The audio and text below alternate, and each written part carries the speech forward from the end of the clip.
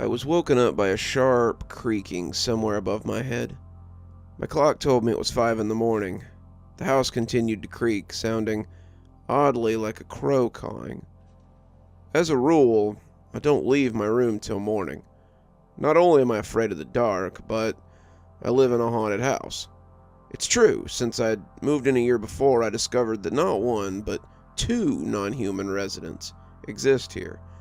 And as if my house wasn't full enough, I recently added a 3rd to the mix. The creaking wasn't just the wind. It was the first entity, knocks. Knocks rarely bothers me in my bedroom, and I'd never woken up to hear him before. I just wanted to roll back under my blankets, but knowing I wouldn't get back to sleep, I instead flicked on the lamp on my nightstand. The wood noises stopped abruptly and were replaced by the sound of a whistling wind.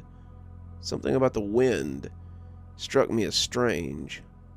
I got out of bed and unlocked my door, opening it just a fraction and very nervously peering out through the slit. The landing was dark. I couldn't see anything, but I could still hear the wind. It took me a minute to realize the sound was coming from inside, not outside the house. Was there a window or a door open? I glumly decided that this was one of the times I was going to have to be brave, and went down. Somehow I knew it before I even saw it. I knew it would be Brian. I knew he must have broken back into the house to explore the tunnel he'd found. The sliding door in the kitchen that led out to the backyard was ajar, and I could see Brian sitting there on a stool by the dining table. He was a dark silhouette against the distant streetlight. I felt indignant rage rising up in me like bile.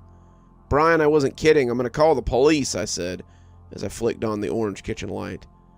His back was to me, and he was hunched over the dining table, hands clutching desperately at his hair.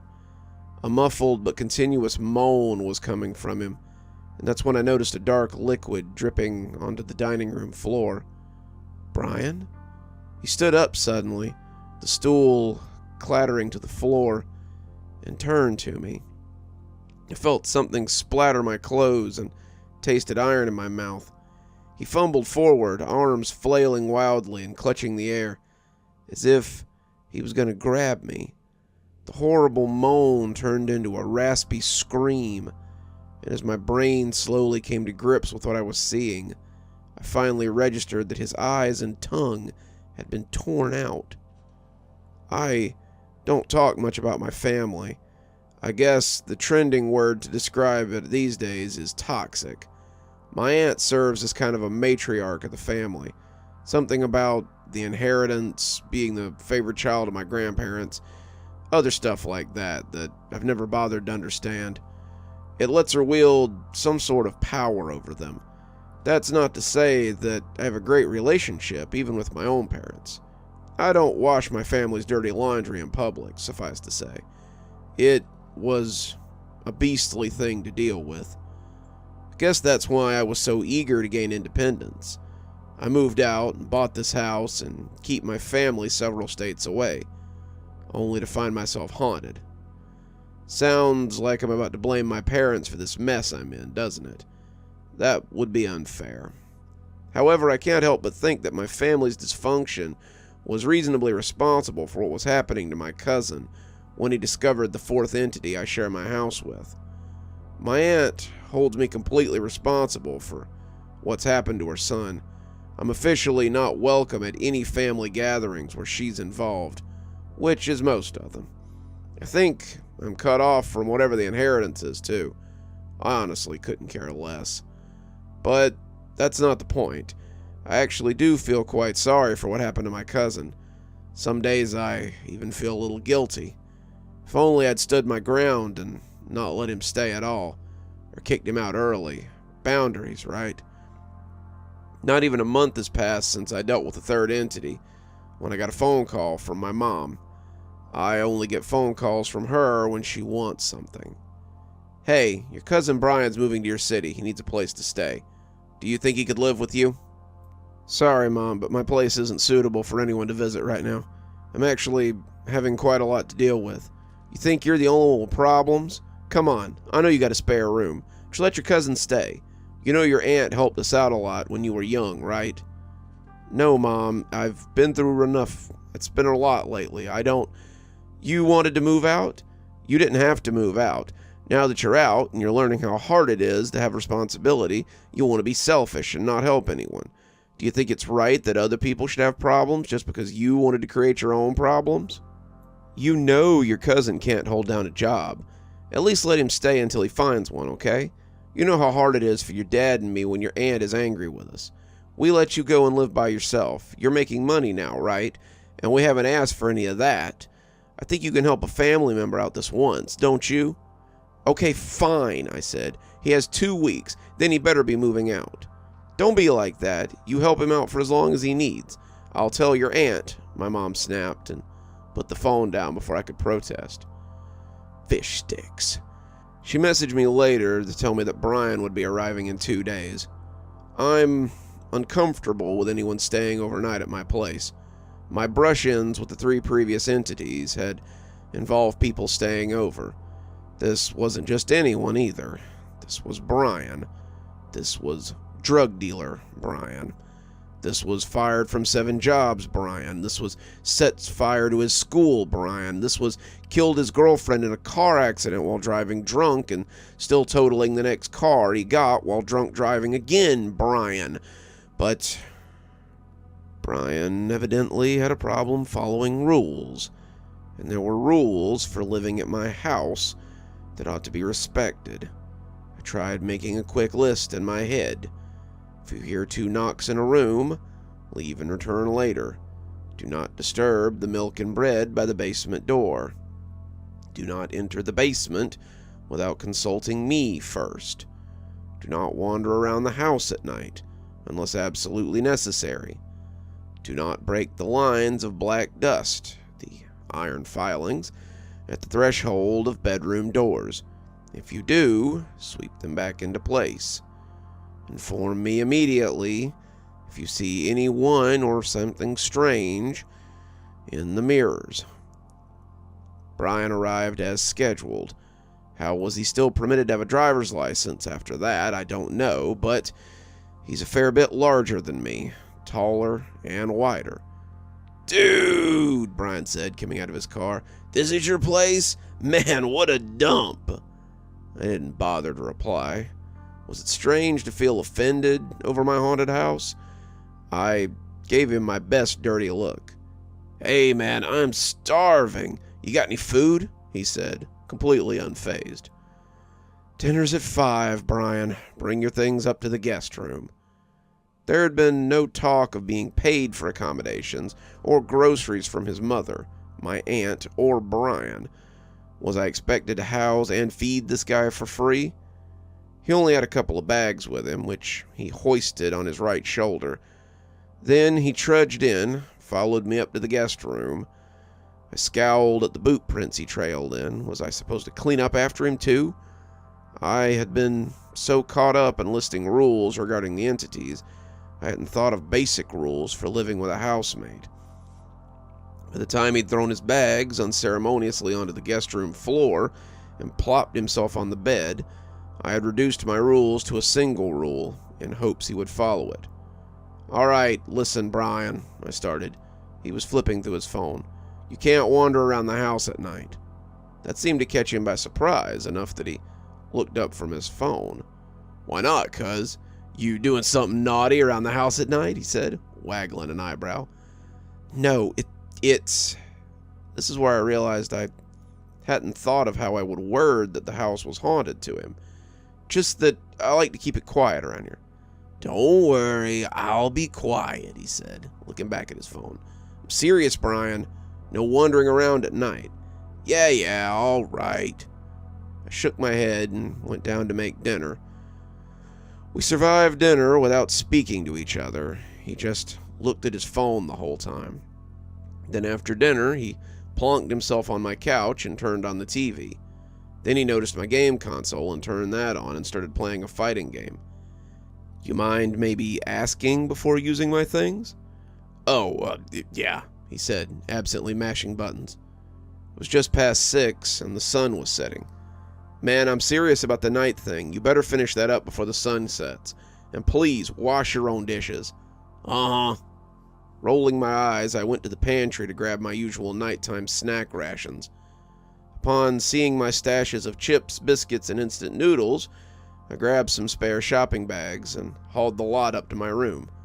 No way I was going to let Brian eat all those while I was asleep.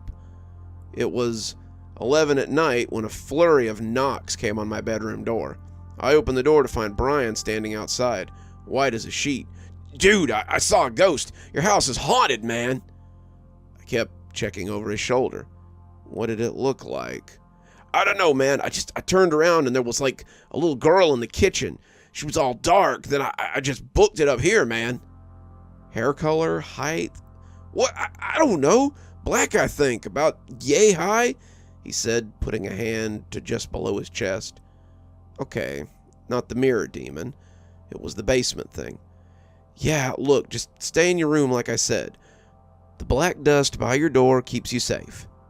He hesitated. He was still pretty pale and checking the stairs.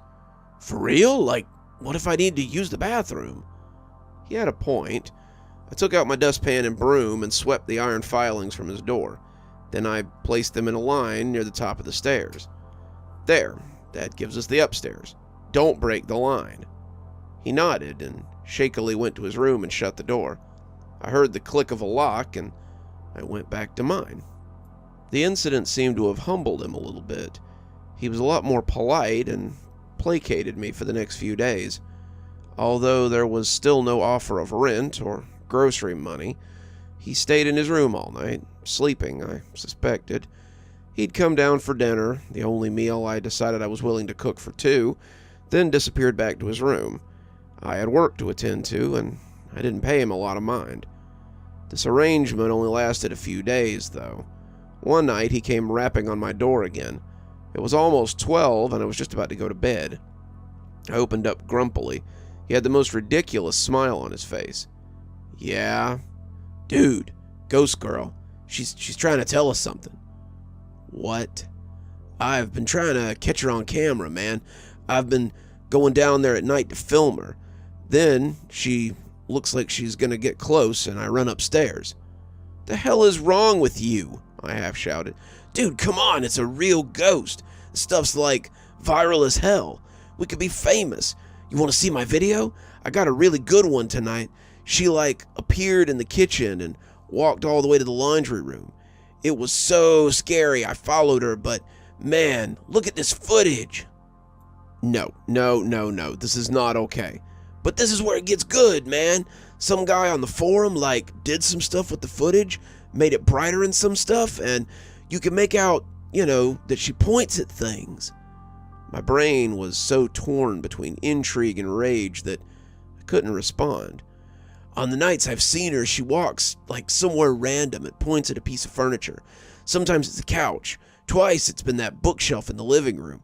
Once it was under the kitchen sink. Then she just disappears. I think she wants us to find something, man." "Brian, I've had so many posts about this thing, bruh." "Brian." "What?" "That thing is not friendly. Stop this. I don't know what it wants you to see, but it's dangerous." "Come on, man, you chicken. You still a baby, Mr. I can afford a house?" That was a reference to me being the youngest cousin on my mother's side. I was always referred to as the baby. It implied that I was a spoiled brat, so it seemed to really annoy some of them. I'd been able to afford a house at such an early age, earlier than most of them. "Yeah, I can afford a house, and you're not posting videos of my house online. I don't care how many likes you're getting. Stop it, now." "Whatever, man, screw you," he said, and stalked off to his room. It was icy between us for the next week. Well, icier than it had already been, I guess. He still came down, expecting dinner at 5, and started taking his plate up to his room. Then he would dump it discreetly in the sink and try to wash it. He obviously never did housework, but perhaps what I wondered about most was how long it had been since he washed his clothes. I never really saw him do laundry. It had been almost 2 weeks since he arrived. I figured it was the end of whatever commitment of kindness I owed any family member, and was preparing myself for the confrontation when I asked him to leave. So, on Saturday, I'd messaged my mom that I was going to talk to Brian and have him leave by the following week. I put my phone on silent and braced for the storm of texts and calls that would surely follow that message. But my mind was set. The next day at dinner, I was going to have a serious talk with him. I got a message from my friend Vivian, close to midnight, that said, "Is this your house?" Attached to it was a link. I clicked the link that led to a live feed, and it was indeed my house.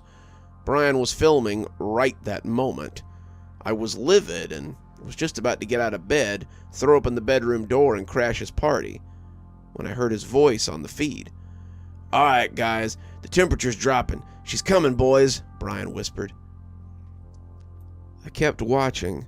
He was filming from the bottom of the stairs, and you could make out my kitchen furniture in the faint light. Then there was a long silence. I couldn't see it, but after a minute or two, Brian's phone started tracking something. The screen was so dark it was impossible to say what. As whatever it was came closer, Brian ascended a few steps up as if ready to make a break for it.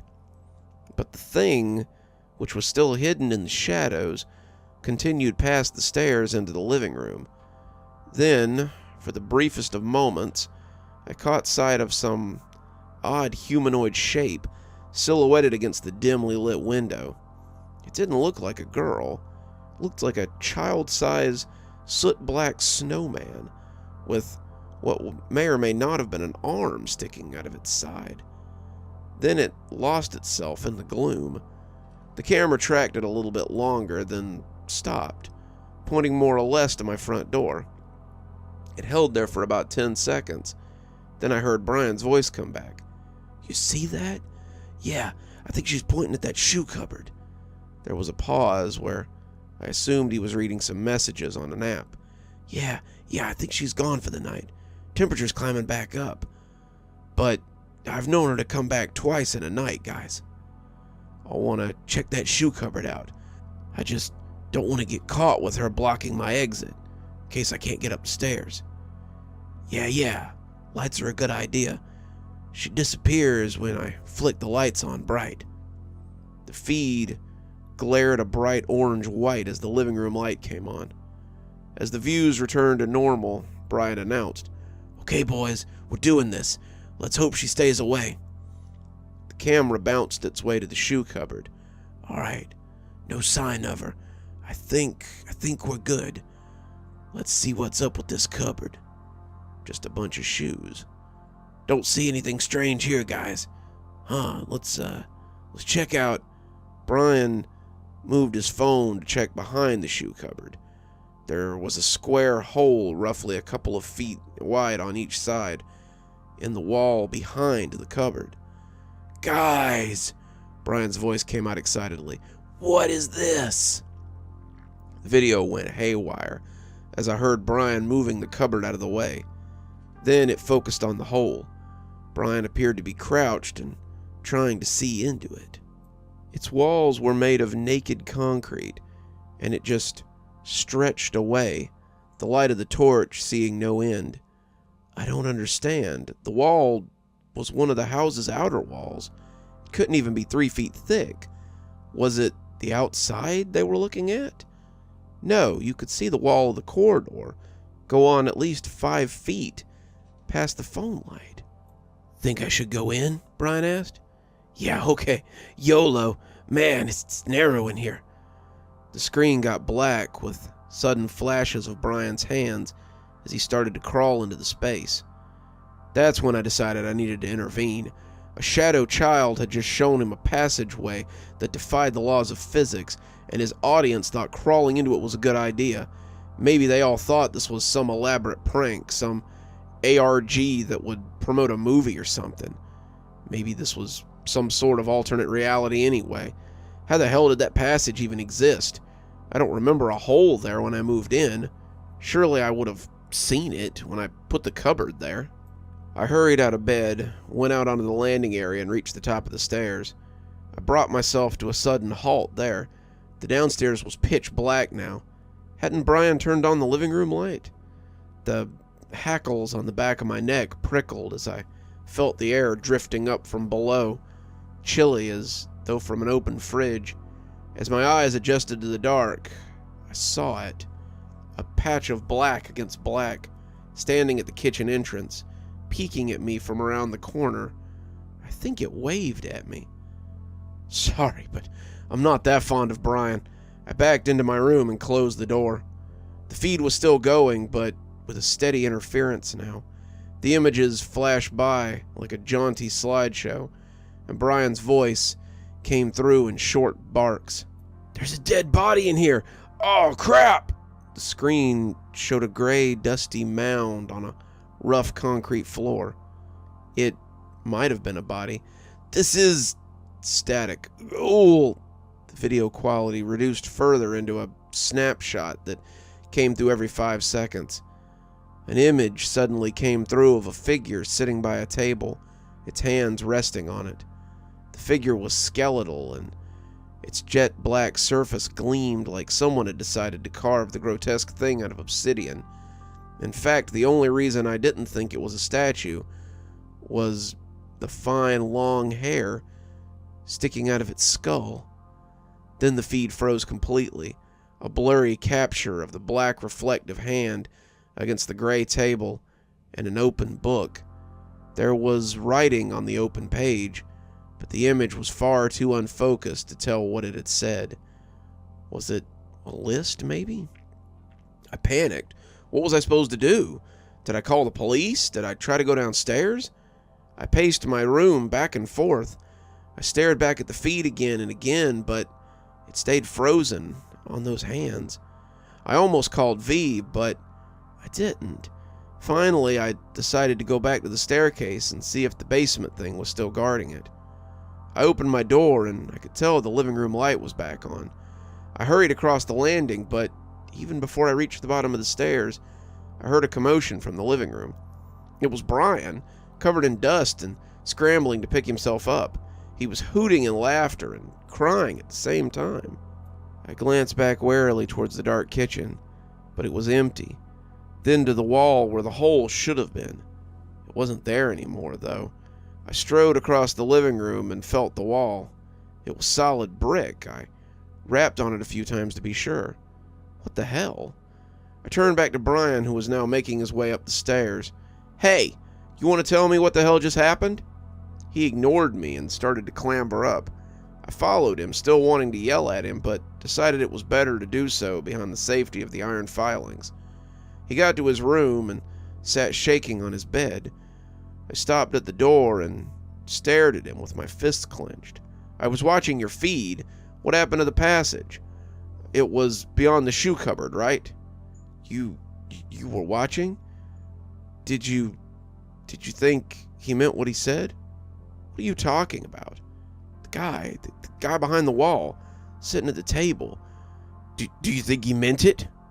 Brian was suddenly standing and shouting. I paused suddenly, taken aback by Brian's sudden shift in demeanor. "Sorry, I didn't hear what he said." He sat back down on the bed, nursing his forehead with one hand. "Let me see your phone." "What?" "Your phone," Brian demanded, still looking down, voice rising once more. "No," I said, folding my arms. He moved a lot faster than I thought he could. Before I knew it, he had lunged at me, knocking me out of the doorframe and pinning me against the opposite wall. "Give me your damn phone," he said, through gritted teeth. I wasn't able to break free, but my sense of anger and pride would not let me give in. "No," I spat out. I don't think he realized I had my phone in my robe pocket, or he probably would have just grabbed it. He looked like he wanted to punch me when the lights downstairs flickered and went out. Brian's gaze shifted immediately to the stairwell beside us. He let go of me and turned back to his room. "Hey," I said, coughing. The door was closing, but I threw it back open. I was so angry, the threat of the stairwell, now full of inky blackness, didn't even enter my mind. "You're not welcome here anymore. Get out. If you're still here tomorrow morning, I'm calling the police. I don't care what your mother says." Then I stomped back to my room and locked the door. I pulled out my phone. Brian's feed was still running, but it was no longer the hand on the book. It was just black. He must have left it in the passage that didn't exist anymore. Something came through on the audio, though. A screech from a far, far away place. Finally, after 15 minutes, the feed completely lost connection. Morning came. I was lying in bed, refusing to get up, even though it was 9 and usually up by 7, as the night's events hadn't given me much sleep. There was a knock on the door. I sighed and opened it a fraction of an inch. "Look, dude, I need to stay here, okay?" I shook my head. "No, not okay. You're moving out today. I don't care if you have to live out of your car. Get out of my house." Brian looked disheveled. "You don't understand, man. I understand perfectly. You've been messing with the entities in my house when I expressly told you not to. Then you decided it was okay to shove me against a wall. Screw you. Get out of my house." "I need to get back in there, okay?" I shook my head. "Get out of my house. I'm calling the police if you're not out by lunch. And if I have to, I'm putting a restraining order on you." He looked like he was going to explode, but instead he just stormed back to his room. I could hear him beginning to throw stuff into his bag. Not even 20 minutes later, I heard his car engine roar and the wheels skidded out of the driveway. I sighed in relief and went to clean up my house. There was still dust and debris all over the living room, and Brian's room was unsurprisingly a pigsty. My mother did message me, telling me to put up with Brian, and I took some relish telling her that Brian had already moved out. Then I ignored her following texts and phone calls for the next couple of days. The mystery of the disappearing passageway irked me. I went online, seeing if I could find any of the videos Brian had uploaded, but it looked like he had deleted all of them, and I couldn't track any of the forums where people might have left responses. I didn't try very hard before I decided to just let the matter be. Perhaps I should have been more uncomfortable with the idea of a ghost girl or the basement thing in my house that had pointed at the furniture with a disappearing passage behind it. But I'd been living in the house for a year, and strange things just came with it. I left them alone, and they left me alone. Apparently, though, that hadn't been Brian's motto. It was the third morning after he left that I found Brian, blinded and unable to speak, blood pouring out of the ragged orifices of his face, thrashing around in my kitchen. When he couldn't find me via groping around, he managed to find the kitchen stool and threw it at where he guessed I was. I ducked as it whooshed over me. Then he went into a mad rampage, grabbing anything he could feel and throwing it around. I was too horrified to even tell him to stop. I just ran to my room and called emergency services.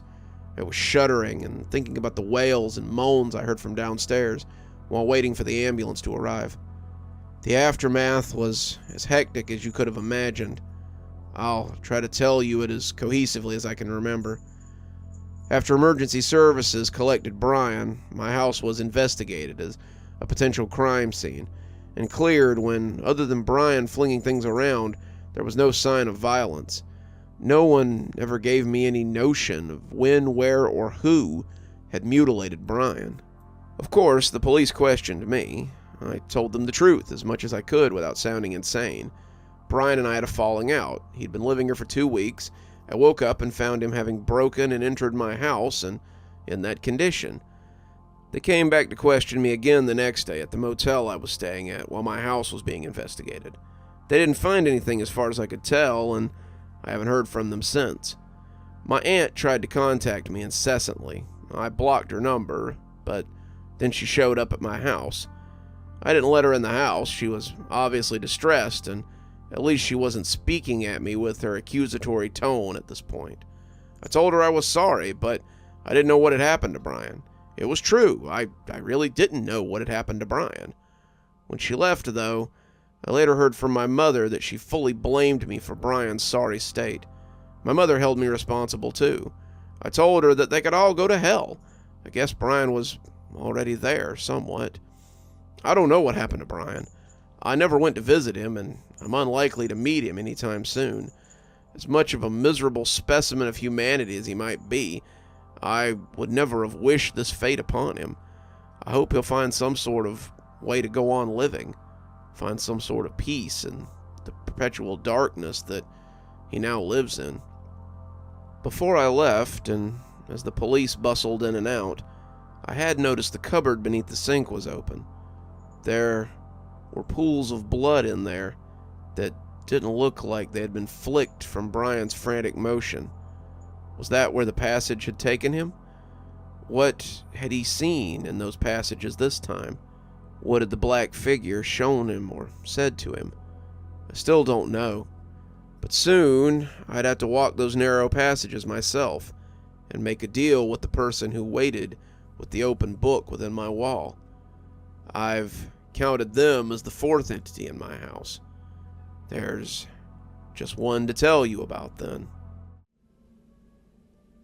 You're still here. I thought you might be. Thanks for joining me for tonight's story. If your insatiable appetite for horror knows no bounds, might I suggest one of our playlists, or one of our previous stories in the archive? There should be one appearing at the end of the story any minute now. And of course, if you're not subscribed, why not go ahead and hit that subscribe button? Maybe hit that notification bell so you don't miss any of the spooky things that we do here. If you prefer your horror a little more analog, you can always pick up one of my books. There's a link below to my latest, and it'll take you to all the great things that I've posted on Amazon. For my book lovers in the audience, I always suggest coming on down to Patreon so you can become part of my ghostly reader tier and get a book anytime I write one, which is usually about twice a year. Speaking of my patrons, let's go ahead and thank them, shall we? Thanks to Unicorn Hollow for being our spooky ghost contributor. Thanks to Janet and Lady Vengeance for being our spooky skeleton tier contributors.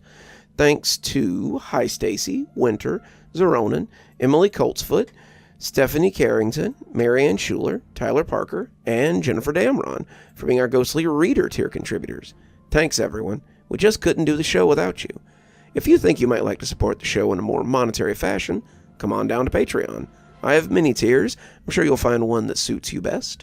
I always recommend the Ghostly Reader tier, since you get a signed book anytime I write one on your doorstep. But I have many tiers, and again, I'm sure you'll find one to suit you. And as always, thanks for stopping by. Dr. Plague, signing off. Have a wonderful evening.